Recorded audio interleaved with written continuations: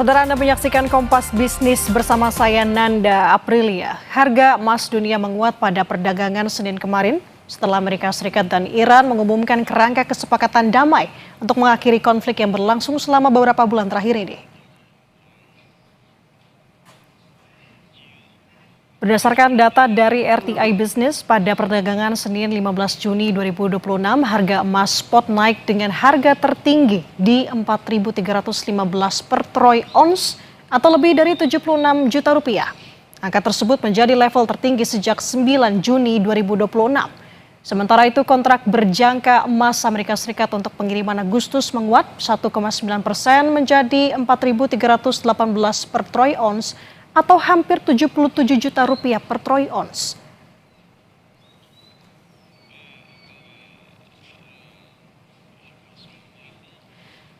Di tengah penguatan harga emas dunia, harga emas batangan yang dijual Pegadaian tercatat belum mengalami perubahan dibandingkan sehari sebelumnya. Untuk produk Galeri 24, harga emas ukuran 0,5 gram masih berada di level Rp1.414.000. Sedangkan ukuran 1 gram dibanderol harga Rp2.696.000. Sementara itu, saudara, emas UBS ukuran 0,5 gram dijual Rp1.464.000 dan ukuran 1 gram dihargai Rp2.709.000. Seluruh harga tersebut tercatat stagnan dibandingkan dengan perdagangan pada minggu sebelumnya. Adapun harga emas antam 1 gram berada di level Rp2.820.000.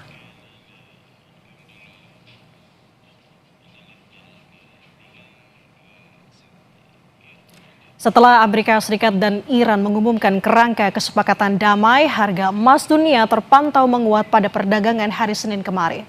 Namun harga emas domestik masih terpantau stagnan. Mengapa hal ini terjadi? Kita akan bahas bersama dengan Ibrahim Aswaibi, pengamat mata uang dan komoditas yang sudah berhubung bersama kami melalui sambungan daring. Selamat pagi Mas Ibrahim, apa kabar? Selamat pagi Nanda, kabar baik, Alhamdulillah. Alhamdulillah kabar baik. Mas, sebelum pertanyaan lebih spesifik lagi, pertama-tama ingin tanyakan kerangka kesepakatan damai antara Amerika Serikat dan juga Iran, ini kenapa bisa berpengaruh sekali terhadap pergerakan harga emas dunia, Mas Ibrahim? Nanda, permasalahan tentang Selat Hormuz ini masalah yang vital. Karena apa? Karena pada saat Selat Hormuz diblokade oleh Iran, kemudian di Selat Oman, itu pun juga diblokade oleh Amerika, membuat transportasi minyak 20% ya ini mengalami satu hambatan. Dan kita tahu bahwa semua negara itu tertopang oleh minyak mentah dari Timur Tengah. Nah, pada saat di Timur Tengah ini selatnya ditutup, kemudian tidak ada suplai minyak ya dari Selat Hormuz, membuat harga minyak mentah mengalami kenaikan, dolar mengalami penguatan, sehingga berdampak terhadap transportasi dan logistik. Nah, barang-barang turunannya ikut mengalami kenaikan sehingga inflasi tinggi dan disitulah kebijakan Bank Sentral akan menaikkan suku bunga. Nah, sehingga harga emas dunia mengalami penurunan. Kenapa penurunan? Karena ada perubahan investasi yang tadinya di logam mulia, mereka mengalihkan dananya ke dolar Amerika. Nah, pasca Selat Hormuz dibuka, ini akan ada perubahan lagi. Jadi masyarakat yang tadinya membeli dolar, karena rupiah terus mengalami penguatan, maka masyarakat itu akan berbondong-bondong berpindah ke logam mulia, baik emas fisik maupun emas digital. Nah, ini sudah kelihatan bahwa kemarin dua hari sebelumnya rupiah ini menguat cukup tajam. Bahkan di hari Senin kemarin itu sempat mencapai 200 poin. Artinya apa? Bahwa informasi tentang gencatan senjata yang tahap pertama ya yang membahas tentang pembukaan Selat Hormuz dengan sanksi ekonomi ya dicabut baik oleh Amerika, Eropa, ini membuat apa? Membuat harga minyak ini mengalami penurunan. Bahkan kita harus ingat pada saat Trump dilantik sebagai presiden, pidato pertama dia mengatakan bahwa bagaimana caranya agar negara-negara ini semuanya menjadi makmur. Dengan cara apa? Dengan cara produksi minyak di Amerika akan terus digenjot sehingga apa? Terjadi oversupply dan minyak mentah harganya itu adalah di bawah 70. Misalnya pemerintah di APBN itu dipatok di 70. Nah, ini yang cukup menarik, sedangkan kita lihat bahwa permintaan minyak secara global itu hanya 100 juta barel per hari, tetapi produksi itu dari 103,1 juta barel per hari. Artinya apa? Sebenarnya kalau seandainya Selat Hormuz dibuka, ini terjadi oversupply.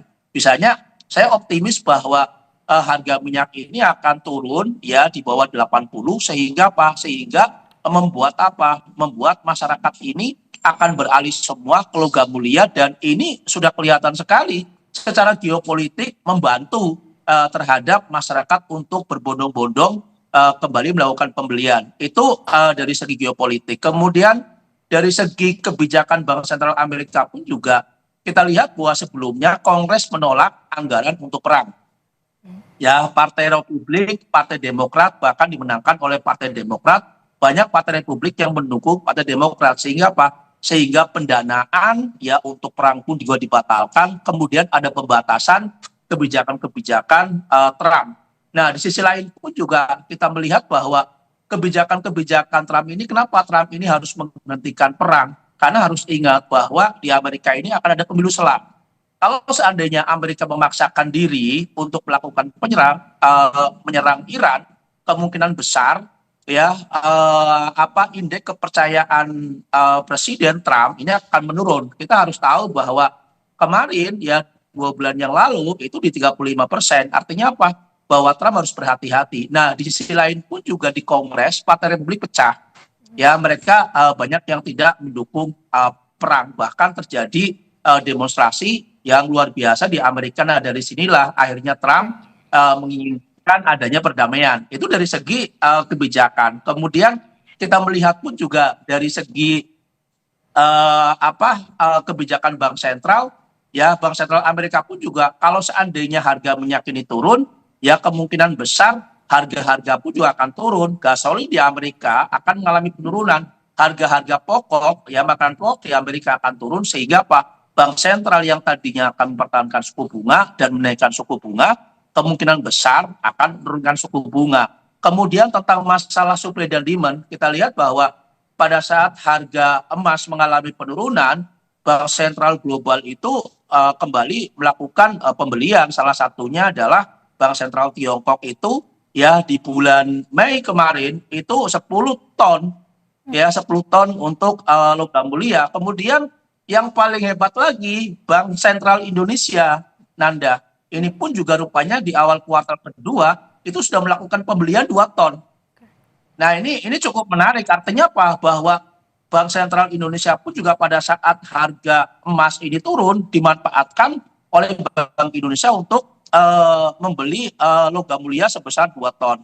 Nah, JP Morgan sendiri mengatakan bahwa di tahun 2026 ya pasca Selat Hormuz dibuka, kemungkinan besar pembelian untuk logam mulia atau emas batangan itu totalnya adalah 800 ton. Nah, ini yang sebenarnya membuat apa? Membuat harga logam mulia maupun emas dunia ini akan mengalami kenaikan. Nah, memang ini buah si malakama, Nanda. Pada saat harga emas naik, kemudian rupiah ini menguat, sehingga apa? Sehingga harga logam mulia di Indonesia ini stagnan. Itu, Nanda. Oke, jelas sekali Pak Ibrahim. Jadi mengenai pergerakan harga emas dunia ini, saya tangkap jantungnya dari Selat Hormuz dan juga melihat bagaimana kondisi Amerika Serikat dan Iran yang sangat berpengaruh. Jadi kalau misalkan per hari Senin kemarin kan harga emas di pasar spot terpantau menguat, Pak Ibrahim. Apakah memang ini merupakan sentimen semata dari kesepakatan damai antara Amerika Serikat dan juga Israel, atau dari sudut pandang Pak Ibrahim ada hal lain? Ya, ini adalah awal yang baik untuk emas dunia maupun logam mulia mengalami penguatan. Karena tadi saya sudah katakan bahwa pelemahan harga emas dunia maupun logam mulia itu disebabkan oleh apa? Oleh penutupan Selat Hormuz. Awal yang baik pada saat pembukaan ini, ya ini emas ini akan kembali melonjak. Kenapa? Karena harus diingat bahwa di bulan Juli Agustus perang dagang ya antara Amerika dengan mitra bisnisnya ini sudah akan berjalan. Kemudian kemarin pun juga Amerika pun juga memberikan sanksi ekonomi terhadap Tiongkok, terutama untuk produk-produk teknologi. Artinya apa? Bahwa perang dagang ini yang awalnya dijadikan sebagai isu pada saat Trump melakukan pencalonan sebagai presiden dan kampanye, ya ini yang kemungkinan isu ini juga akan membuat apa? Membuat logam mulia ini akan naik, harga emas dunia akan naik. Artinya apa? Bahwa masa penurunan harga emas dunia maupun logam mulia ini adalah terakhir setelah apa? Setelah Selat Hormuz dibuka. Nah, Selat Hormuz dibuka ini awal kuncinya, Nanda. Awal kunci logam mulia dan emas dunia akan kembali mengalami kenaikan. Oke, ini kan menjadi kunci banget berarti ya Pak Ibrahim mengenai kondisi geopolitik untuk saat ini. Jadi bagaimana untuk kita bisa membaca pergerakan harga emas ke depannya dengan kondisi geopolitik seperti saat ini? Ini kan masih belum menentu ya sikonnya. Oke, Nanda. Jadi begini, kita lihat bahwa saat perang terjadi di Timur Tengah, ya ini berdampak positif terhadap emas dunia maupun logam mulia. Karena apa? Karena banyak bank sentral global itu melakukan diversifikasi cadangan devisanya dari dolar menggunakan logam mulia. Tetapi pada saat Iran Israel melakukan penyerangan terhadap pucuk pimpinan ya Iran, ya terutama di sini adalah Ayatollah Khamenei dan kerabat dan pejabat-pejabat yang saat itu sedang melakukan meeting ya di rumah pribadinya. Ini membuat Garda Revolusi Iran ini marah. Nah, sehingga apa? Cara satu-satunya kemarahan dari Iran ini itu melakukan sabotase ya, blokade terhadap Selat Hormuz. Nah, bahkan di sini juru bicara pertahanan Iran mengatakan bahwa blokade Selat Hormuz dilakukan ya karena apa? Karena pemimpin tertingginya ini tewas dibunuh oleh Iran dan Israel. Dan harga minyak akan menyentuh di level 200-an. Nah, ini yang sebenarnya tuh tidak pernah masuk dalam pikiran Trump bahwa Iran itu akan melakukan sabotase untuk penutupan Selat Hormuz, Nanda.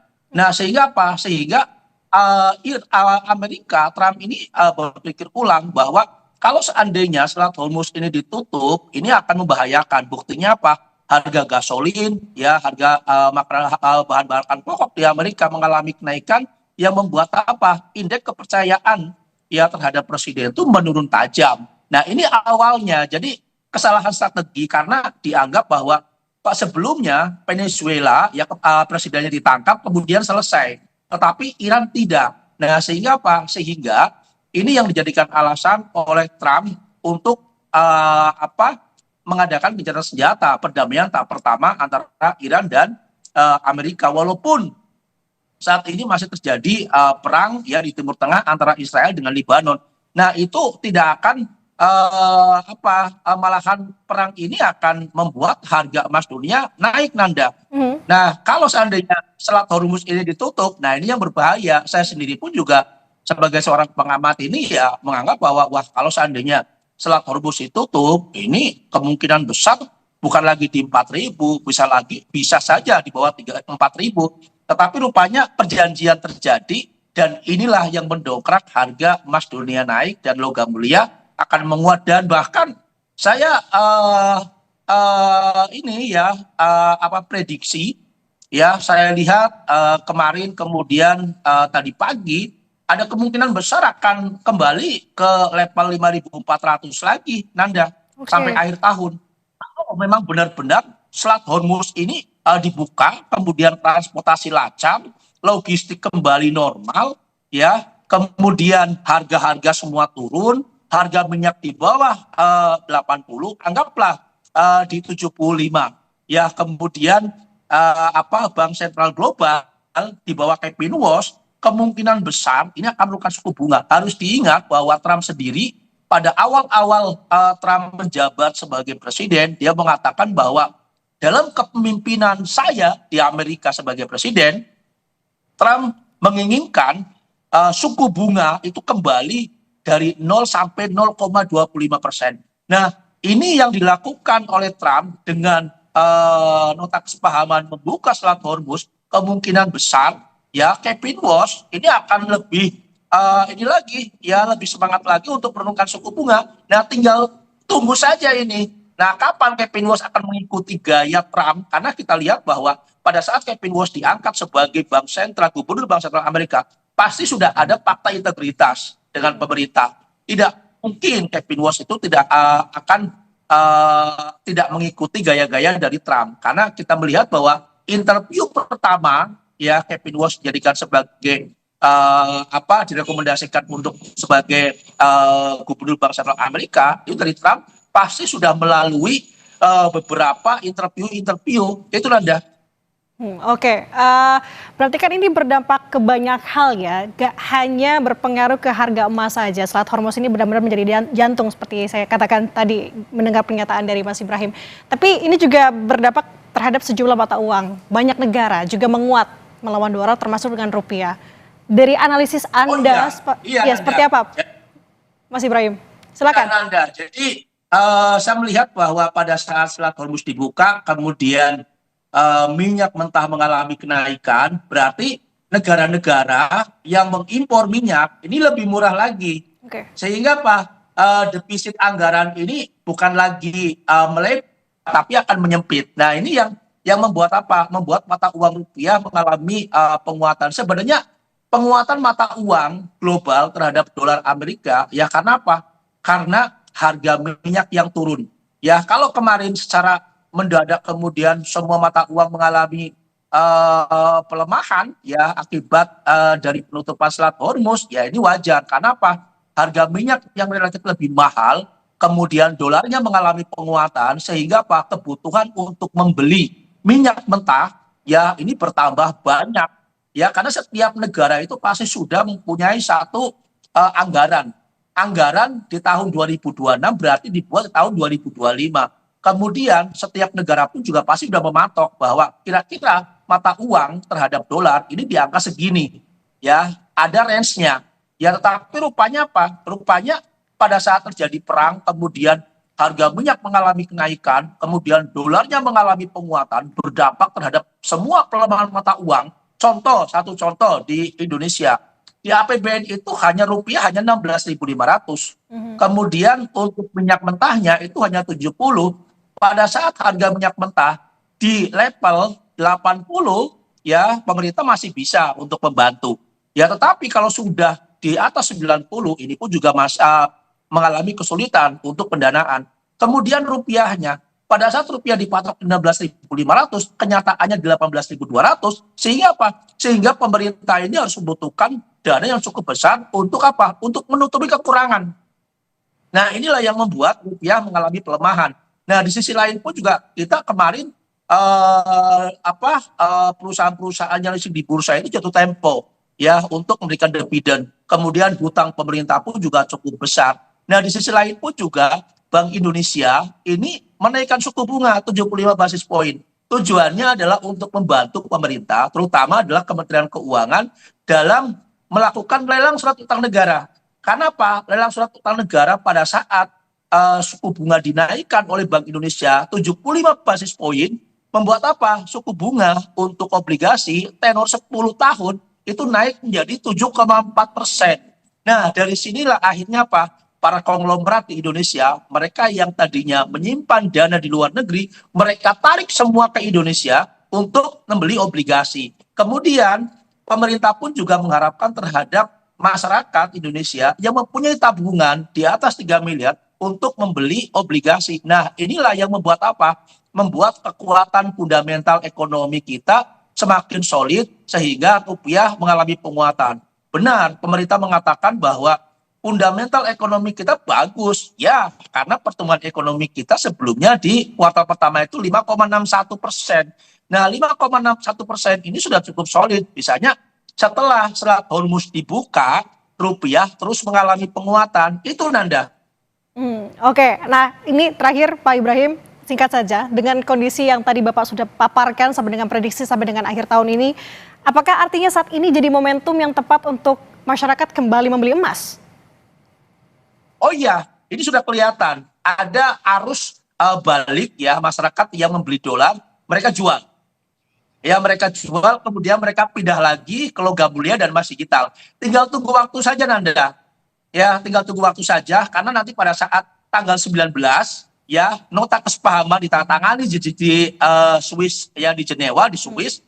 Dari situlah perpindahan aliran dana ini akan terus terus menguat karena harus ingat bahwa perang di Eropa Timur masih panjang. Oke. Eropa Timur ini adalah Ukraina banyak menyasar kilang-kilang minyak di Rusia. Ini yang membuat apa? Membuat ketegangan baru, kemudian kebijakan Bank Sentral Amerika, perpolitikan di Amerika, kemudian supply dan demand. Ya ini yang akan membuat harga emas dunia, harga logam mulia ke depan ini akan naik. Saya masih optimis, Nanda, Oke. bahwa logam mulia ini akan kembali ke 3.200.000-an. Tinggal tunggu waktu saja tahun ini. Oke, itu saya garis bawahi. Tinggal tunggu waktu saja ya. Terima kasih Ibrahim Aswayibi, pengamat mata uang dan komoditas, sudah berbagi perspektifnya bersama kami di Kompas Bisnis pagi ini. Sehat selalu Pak Ibrahim. Selamat pagi. Oke, terima kasih. Saudara, tetaplah bersama kami. Kami akan hadir dengan informasi penting dan menarik lainnya usai jeda.